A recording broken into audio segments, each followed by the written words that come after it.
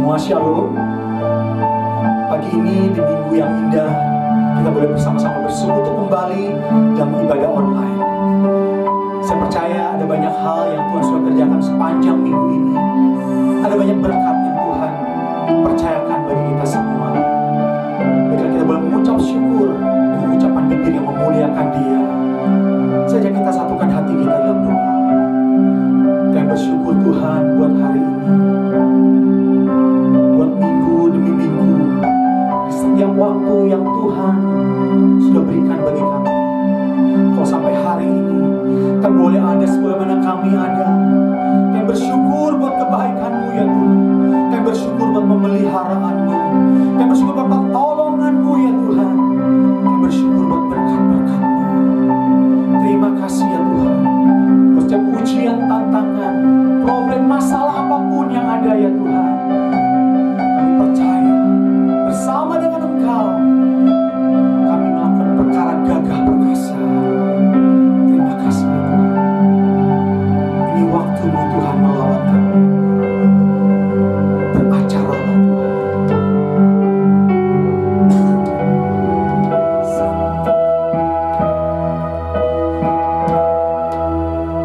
Saat ku masuk ke hadirat-Mu, ku tersungkur dan sembah-Mu. Ku persembahkan korban syukurku yang terbaik bagi-Mu. Ku bawa korban syukur ke tempat kudus-Mu Tuhan. Hatiku limpah dengan syukur, sebab Tuhan baik selamanya. Ku bawa korban syukur ke tempat kudus-Mu Tuhan. Hatiku limpah dengan syukur, sebab Tuhan baik. Oh, sebab Tuhan baik. Tekan pujian di awal. Saat masuk hadirat-Mu, ku tersungkur dan sembah-Mu. Ku persembahkan korban syukurku yang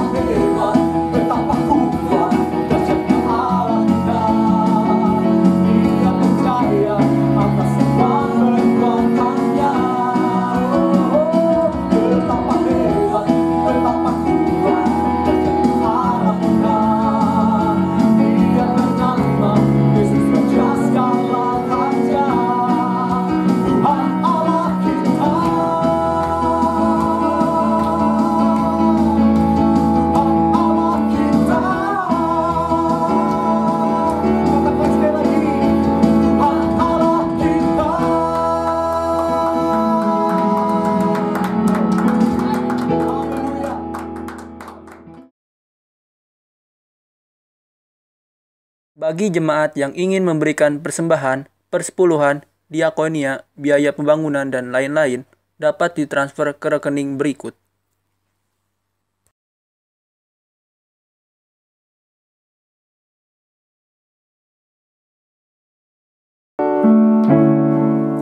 Kami siapkan hati kami, Tuhan.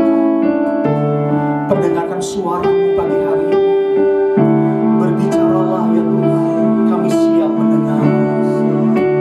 Biar firman-Mu itu menyegarkan kami kembali, agar kami boleh menapaki hidup kami sepanjang minggu mengakhiri bulan Mei ini dalam kebenaran-Mu ya Tuhan. Terima kasih Tuhan. Engkaulah peri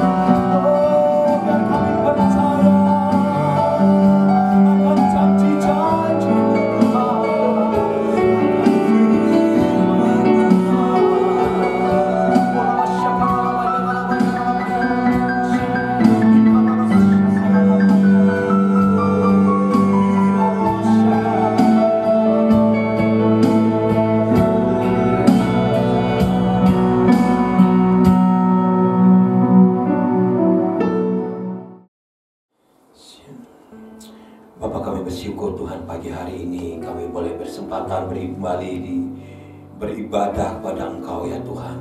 Terima kasih untuk waktu yang Kau Tuhan berikan bagi kami. Terima kasih untuk berkat-Mu ya Tuhan sepanjang minggu ini bagi keluarga kami. Tuhan, terima kasih ya Bapa untuk apa yang Kau berikan bagi kami. Sikinayara lama ya syanayara lama ya lama ya sikinayara lama ya takayara lama syanaya.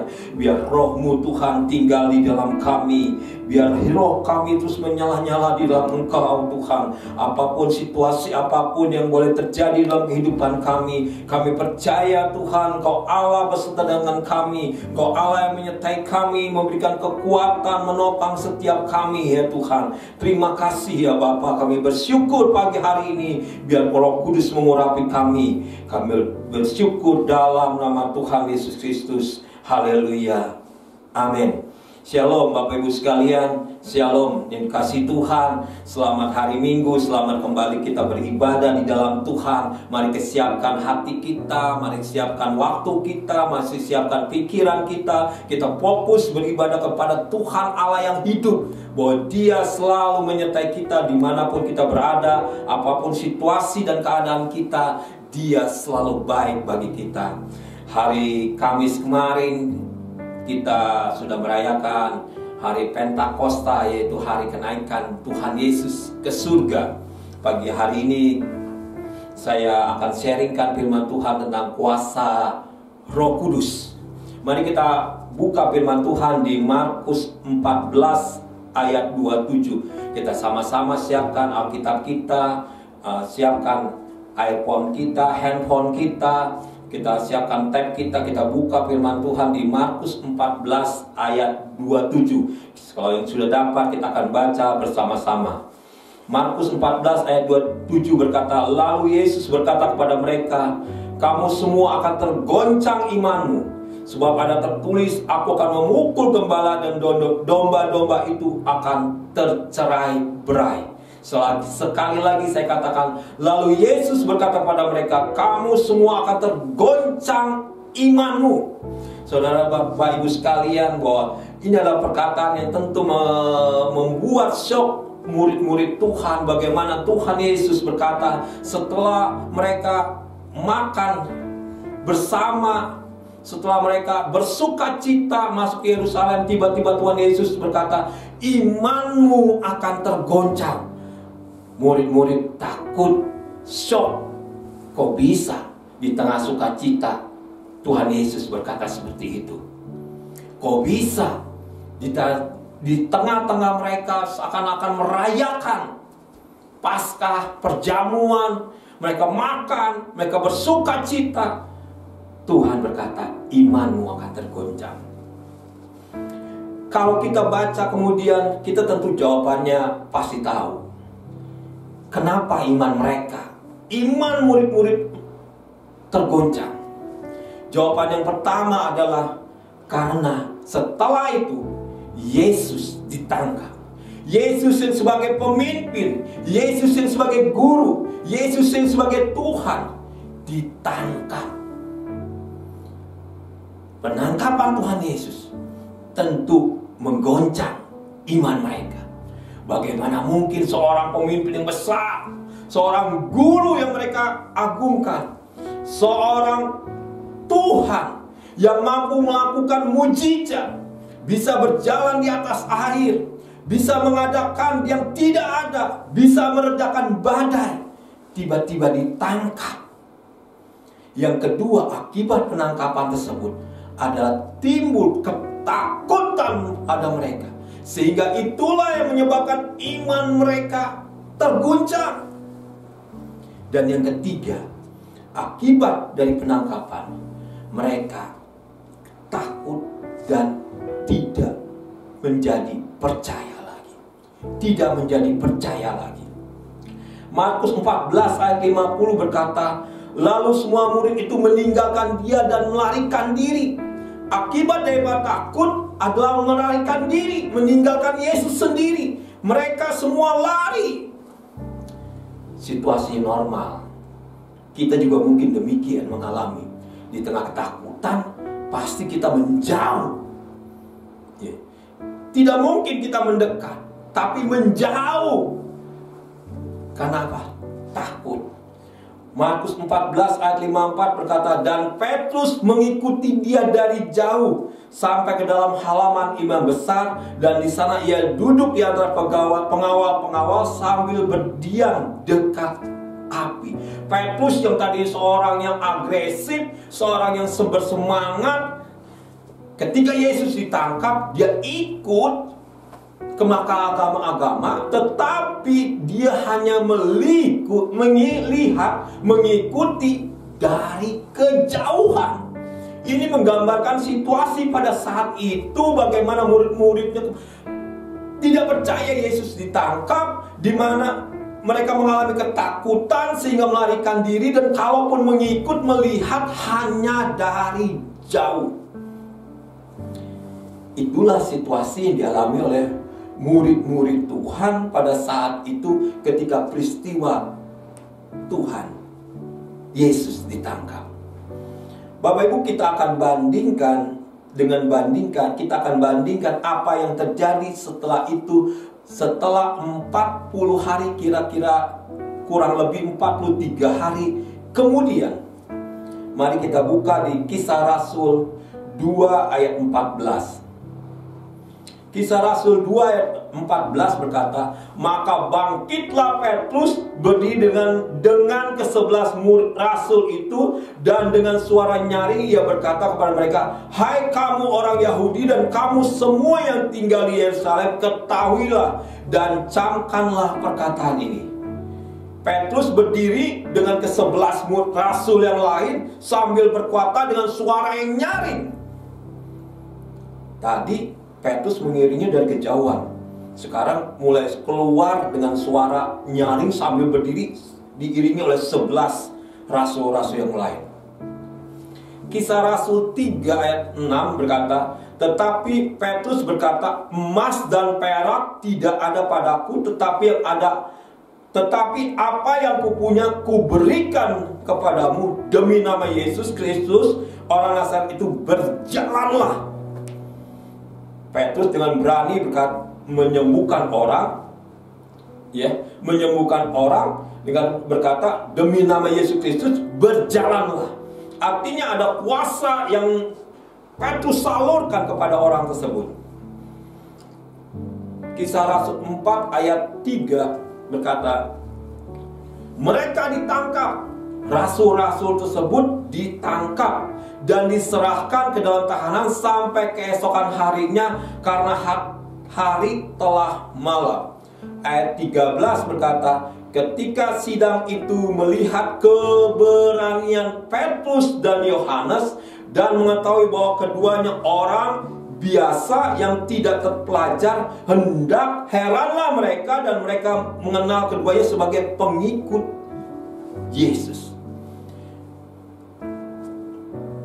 Ada keberanian dari Petrus dan Yohanes, walaupun keduanya orang biasa dan dikatakan tidak terpelajar. Kisah Rasul 5 ayat 41 berkata, rasul-rasul itu meninggalkan sidang mahkamah agama dengan gembira, karena mereka telah dianggap layak menderita penghinaan oleh karena nama Yesus. Dari beberapa ayat ini, kalau tadi di Markus 14 kita bicara tentang Yesus ditangkap, menyebabkan mereka ketakutan, mereka tidak menjadi hilang kepercayaan mereka. Dan sekarang di Kisah Rasul 4, Kisah Rasul 2 sampai Kisah Rasul 5, murid-murid seakan berubah. Murid-murid berubah dari tadinya takut, dari tadinya tidak percaya, mereka menjadi bersemangat, mereka menjadi berani, mereka menjadi punya kuasa, mereka bersukacita walaupun mereka menderita. Inilah yang pagi hari ini kita akan belajar. Kenapa dalam 43 hari mereka bisa berubah dari seorang murid yang takut, lari kocar kacir, lari meninggalkan Yesus. menjadi orang, menjadi murid-murid, menjadi rasul-rasul yang penuh dengan keberanian, penuh dengan semangat, penuh dengan kuasa, penuh dengan sukacita, walaupun di tengah penderitaan. Apa yang menyebabkan perubahan ini?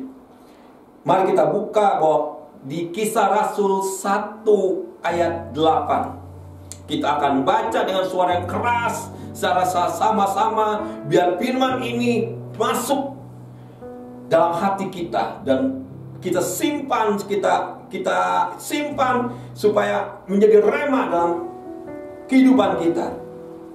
Kisah Rasul 1 ayat 8, tetapi kamu akan menerima kuasa. Tetapi kamu akan menerima kuasa. Katakan, kuasa.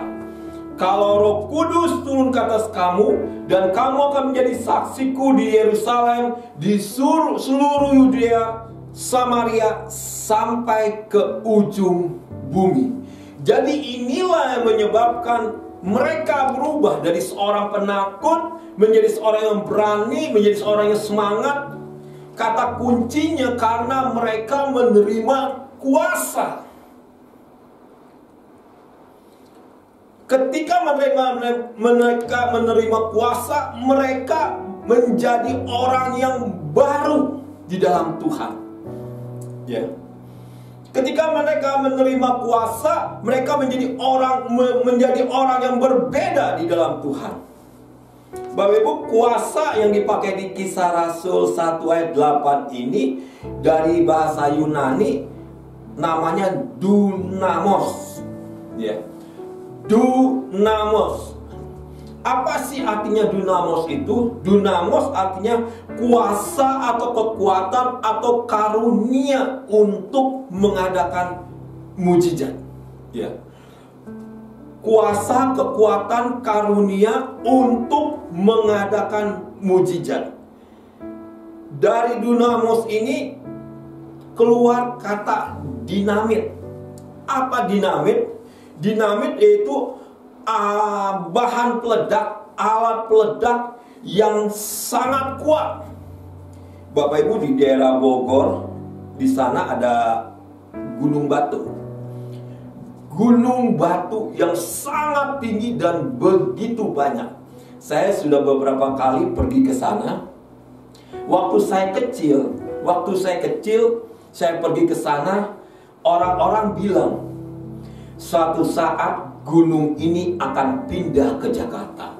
Saya sebagai anak kecil pada saat itu melongo, bengong. Bagaimana mungkin gunung yang tinggi menjulang gunung batu ini bisa pindah ke Jakarta?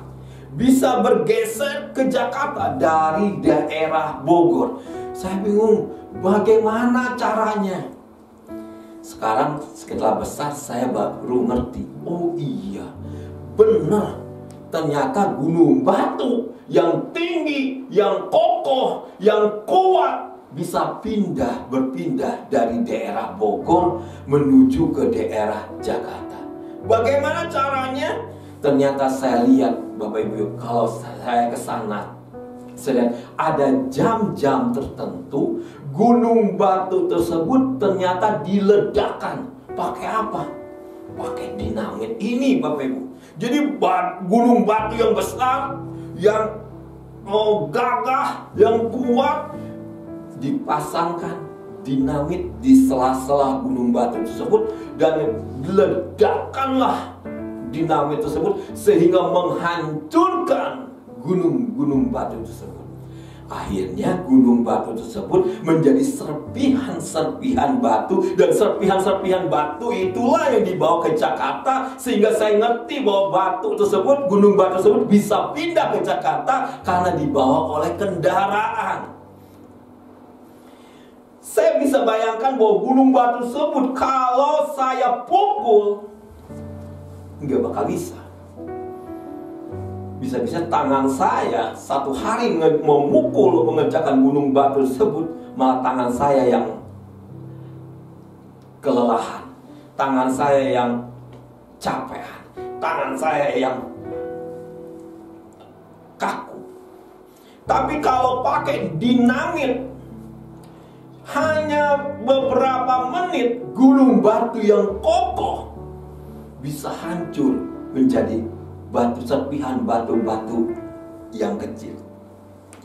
Bapak Ibu, kita sudah tahu bahwa beberapa ledakan memakai bahan dinamit. Jadi sesuatu yang kuat apapun bisa diledakkan oleh dinamit. Itulah dinamit tersebut diambil dari kata dunamos. Ya, diambil dari kata dunamos, yaitu kekuatan yang sangat kuat. Selanjutnya Bapak Ibu, selain dinamit, dari dunamos ini turunan katanya adalah dinamo. Apa itu dinamo? Dinamo adalah alat pembangkit atau penggerak tenaga listrik. Dinamo adalah alat pembangkit atau penggerak tenaga listrik. Saya ingat juga waktu kecil, papa saya punya mobil, itu enggak langsung bisa di starter. Kalau mobil sekarang sebesar apapun mobilnya, kuncinya cuma kecil. Jadi begitu di start, akinya bagus, dinamo akan bergerak, hiduplah mobil tersebut. Tapi zaman dulu nggak pakai dinamo, jadi harus diputar, diengkol berkali-kali sampai mesinnya putarannya kencang, baru bisa terjadi mesin mobil tersebut menyala. Jadi dengan dinamo tersebut mempermudah sesuatu mesin mobil bisa hidup atau menyala. Dinamo juga dipakai untuk membangkitkan listrik. Membangkitkan listrik dari tidak ada, pakai tenaga air misalnya, memutar dinamo sehingga menghasilkan listrik. Jadi dinamo artinya adalah alat pembangkit atau alat penggerak, diambil dari kata dunamos ini. Jadi saya ingin katakan Bapak Ibu sekalian, murid-murid mendapat kuasa, mendapat dunamos, mendapat dinamit, mendapat dinamo, sehingga mereka berubah. Darinya, aduh Tuhan, ikut Tuhan, pemimpin kita ditangkap, oh guru kita ditangkap. Kalau pemimpin ditangkap, apalagi kita takut. Menjadi orang yang berani, menjadi orang yang berbeda, menjadi orang yang penuh dengan semangat. Walaupun menderita, tetap memberitakan Injil. Walaupun ditekan, walaupun di tengah mahkamah agama dipanggil, tetap memberitakan firman Tuhan. Menjadi orang yang berbeda. Karena murid-murid Tuhan mendapatkan kuasa. Kuasanya dari mana? Firman Tuhan di Kisah Rasul ayat 1 ayat 8, kamu akan menerima kuasa kalau Roh Kudus turun atas kamu. Jadi yang mereka terima adalah kuasa dari Roh Kudus, bukan kuasa dari yang lain, bukan kuasa dari yang macam-macam, tetapi mereka menerima kuasa dari Roh Kudus.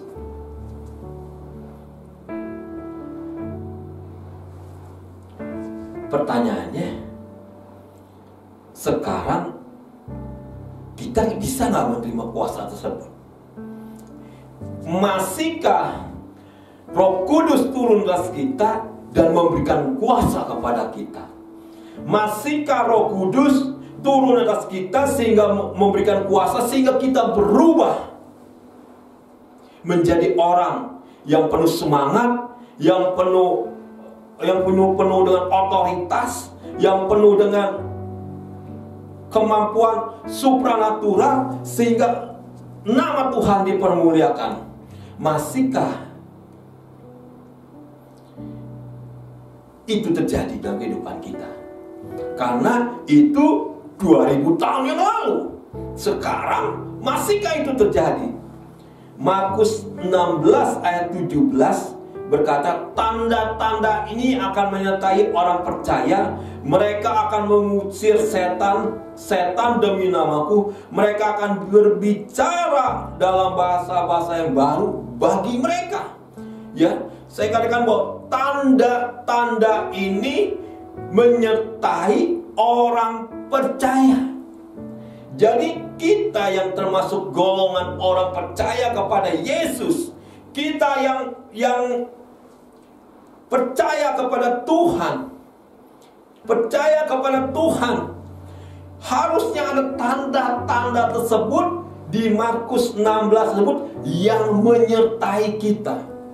Ya, yang menyertai kita. Tuhan katakan, kalau kamu percaya, tanda-tanda ini akan selalu menyertai kamu. Tanda-tanda apa? Tanda-tanda kuasa tersebut. Jadi bukan hanya dulu waktu Tuhan Roh Kudus dicurahkan pertama kali, tetapi pada saat ini Roh Kudus selalu dicurahkan kepada kita. Roh Kudus selalu dicurahkan kepada kita, disertai dengan kuasa yang menyertainya. Jadi percayalah, kalau dulu murid-murid, kalau dulu rasul-rasul berubah, hari ini pun kalau Roh Kudus turun atas kita, Dia memberikan kuasanya atas kita, kita mampu berubah menjadi penuh dengan semangat, mampu penuh dengan keberanian, penuh dengan kuasa daripada Tuhan. Pertanyaan selanjutnya adalah, bagaimana Roh Kudus itu bisa turun atas kita? Ya. Pertanyaan selanjutnya, bagaimana Roh Kudus itu bisa turun atas kita sehingga Dia memberikan kuasa atas kita? Yang pertama saya catat di Kisah Rasul 1 ayat 4 berkata bahwa pada suatu hari ketika Ia makan bersama-sama dengan mereka, Ia melarang mereka meninggalkan Yerusalem. Ia melarang mereka meninggalkan Yerusalem dan menyuruh mereka tinggal di situ menantikan janji Bapa. Jadi yang pertama, supaya Roh Kudus turun atas kita, kita harus menantikan Roh Kudus tersebut. Menantikan di bahasa Yunaninya dipakai kata perinemo.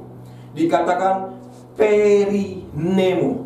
Apa artinya? Apakah orang menantikan itu dengan seperti kita menantikan seseorang duduk, diam, tengok kanan, tengok kiri, lihat jam, lihat handphone. Di mana itu orang? Belum datang juga. Oh, kemana lagi? Lihat handphone lagi, tengok kanan, tengok kiri, lihat atas, lihat ke depan, lihat handphone lagi, lihat jam lagi. Apakah menantikannya seperti itu? Bapak Ibu, perinemo artinya menantikan, artinya masuk atau berendam dalam hadirat Tuhan. Ya. Jadi menantikannya itu bukan menantikan seperti orang gusar menunggu seseorang, tetapi menantikannya itu adalah masuk lebih dalam ke dalam hadirat Tuhan. Jadi menantikannya bukan artinya kita diam, tidak melakukan apa-apa, hanya lihat kanan kiri, lihat handphone, lihat jam. Bukan. Tapi kita menantikan Roh Kudus turun itu sambil masuk ke dalam hadirat Tuhan. Artinya sambil kita berdoa, sambil kita memuji Tuhan, sambil kita menyembah Tuhan. Bukan hanya diam kita menantikan Roh Kudus datang, Roh Kudus datang, Roh Kudus datang, Roh Kudus datang. Tidak, tapi kita masuk dalam hadirat Tuhan. Ya. Ketika kita masuk dalam hadirat Tuhan, memuji, menyembah, meninggikan nama Tuhan, Roh Kudus akan turun atas kita dan memberikan kuasanya atas kita. Yang kedua, Bapak Ibu sekalian, yang kedua, bagaimana supaya Roh Kudus turun atas kita adalah kita percaya, artinya beriman. Karena apa? Karena Roh Kudus tersebut tidak bisa kita lihat. Kita lihat ke kanan, kita lihat ke kiri, tidak kita bisa lihat Roh Kudus tersebut. Tetapi kita mempunyai iman, percaya bahwa Roh Kudus ada di dalam kita, mengaktifkan iman kita. Jika kita meminta Roh Kudus turun, maka Roh Kudus akan melawat atau turun atas kita. Ya, kita berdoa, Roh Kudus lawat kami, turun atas kami. Kita aktifkan iman kita bahwa supaya percaya bahwa Roh Kudus akan turun atas kita, melawat kita. Yohanes 16 ayat 23 berkata, Aku berkata kepadamu, sesungguhnya segala sesuatu yang kamu minta kepada Bapa, ya, segala sesuatu yang kamu minta kepada Bapa akan diberikannya kepadamu dalam namaku. Ini jaminan dari Tuhan Yesus. Jadi kalau kita meminta sesuatu kepada Bapa dalam nama Tuhan Yesus, Tuhan akan berikan. Kau minta Roh Kudus, Tuhan lawat, Tuhan turun atas kami dalam nama Tuhan Yesus. Pastikan engkau percaya Roh Kudus turun dan melawat untuk memberikan kuasa kepada kita. Matius 7 ayat 7 kata, mintalah maka kamu akan diberikan kepadamu, carilah maka kamu akan mendapat, ketoklah maka pintu akan dibukakan bagimu.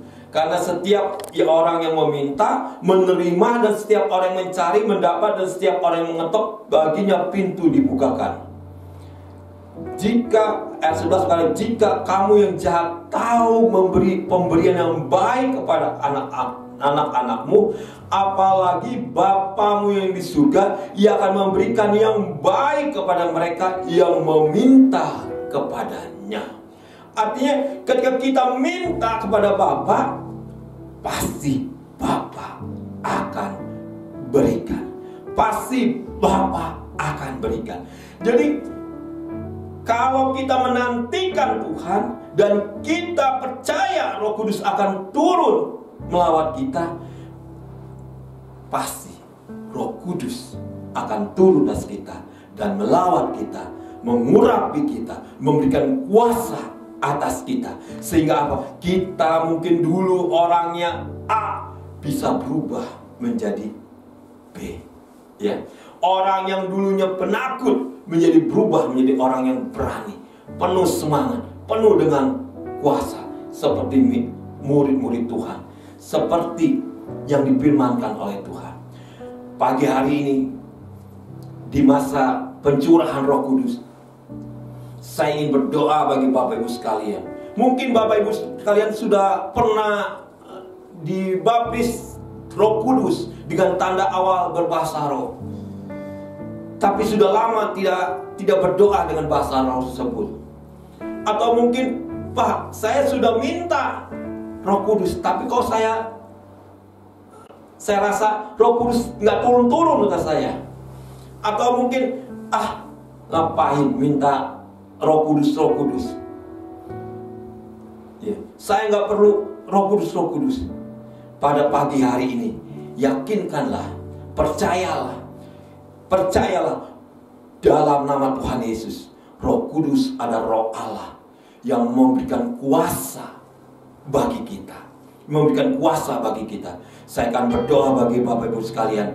Angkat kedua tangan Bapak Ibu sekalian. Siana yara lama ya, siana yara lama yara, sina yara lama yara. Dimanapun berada Bapak Ibu sekalian, mari angkat ke tangan, kedua tanganmu. Oh, minta pada Tuhan. Sikina yara lama ya, siana yara lama, hirala bataka yara lama ya, sini di darah lama, sikina lama. Minta sama Tuhan, sikina Biar Roh Kudus melawatmu, biar Roh Kudus melawatmu, sehingga engkau mempunyai kuasa, mempunyai semangat, mempunyai agresif dalam kehidupanmu. Sikina kaya ralama, sikina kaya ralawa, tak kaya ralawa, sidi di tak kaya ralawa, tak kaya ralawa, hina kaya ralawa ya siana ya ralawa. Lawat Tuhan setiap umatmu, lawat setiap umatmu, biar Roh Kudus turun atas mereka Tuhan, memberikan lawatan atas mereka ya Bapa. Sikina kaya ralama ya siana ya ralama ya tak kaya ralama. Oh ralawa, jemaatmu hari-hari ini yang mengalami kehidupan yang sulit, kehidupan yang penuh dengan ketakutan di tengah pandemi ini, di tengah krisis ini, biar Tuhan pagi hari ini Engkau melawat mereka ya Tuhan. Sikita kaya lamanya sianda ya,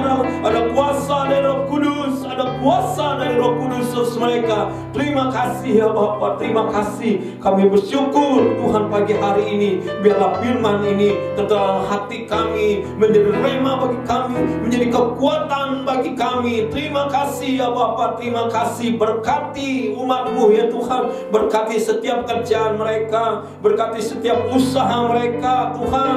Terima kasih ya Bapa, berkati kesehatan mereka, Kau jagai ya Tuhan. Sikita kaya lamaya, sianda kaya lamaya, siakada lama tak kaya lamaya.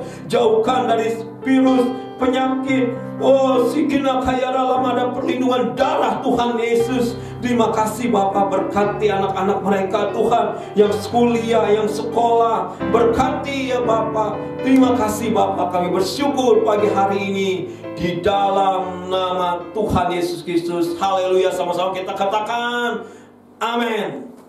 Saatnya kita akan beraktivitas masing-masing kembali di rumah tempat kita masing-masing. Mari angkat kedua tangan kita, terimalah berkat yang terbaik dari Bapa Surgawi dalam cinta dan kasih dari Tuhan Yesus Kristus. Penghiburan dan penyertaan dari Roh Kudus menyertai kita mulai pagi hari ini sampai selamanya. Kita yang percaya menerima, sama-sama kita katakan amin.